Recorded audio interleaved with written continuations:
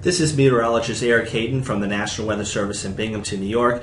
We've had a very dry stretch of weather recently. The question is, how does this compare to the past? And it might surprise you. I want to show you a couple graphics here over the next few minutes to kind of illustrate that point. This is a drought monitor, and we do have abnormally dry conditions for part of our area. That includes the Catskills. But if you notice very carefully, for this last week, in terms of percent area covered, we were just over 20% in what we call D0, which is abnormally dry. But if you look back at around the same time last year, we'll call it the start of the water year, October 1st, 2013, we actually had 25% of that area covered. So yes, it's been dry this fall, but actually not quite as dry as last fall in some areas. Another section of our region that we forecast for that has been abnormally dry would be the Poconos into parts of the Wyoming Valley and also northeast Pennsylvania.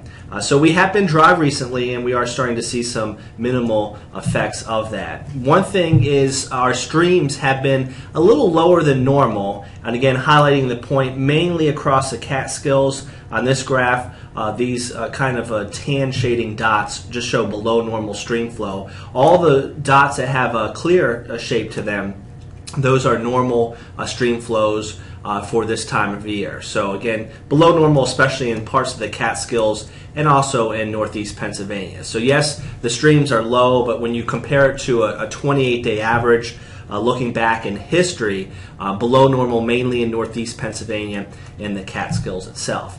This graphic illustrates it beautifully. On the left is Pennsylvania, on the right is New York. Last 45 days, the average daily stream flow, and you can see that we started off a little above normal the middle half of August, but we've steadily gone down to near normal, and then over the last 5 days or so, we are a little bit below normal. You can see on this graph, though, we're not close to the lowest end of the scale, so slightly below normal for most of the area. Another way to illustrate this is called the Palmer Drought Severity Index. It's a great index to measure long-term drought or drought in general. The green bars in this graph show wet years, and the yellow to orangish shading show below normal years. This is us over the last couple years, and then that last bar is this year. You can see that yes, we're slightly below normal, but we're not even approaching -1 on this index. But the other thing I want you to point out to you is this is nowhere near close to historic levels. You can see in the early 90s, the 60s that we had some very, very dry years, the 30s, and then around 1910. So again, we've certainly been dry this much before. Certainly a little bit below normal in northeast Pennsylvania and the Catskills, but nothing unheard of. We may have a few showers later today, but a more widespread rain is possible later Friday night into Saturday. That's our next best chance of rain.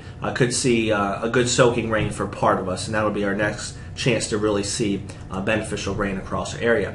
Thanks for joining us for this YouTube and Facebook video on our recent dry weather. As always, don't forget to follow us online on our website, Facebook page, and also on Twitter.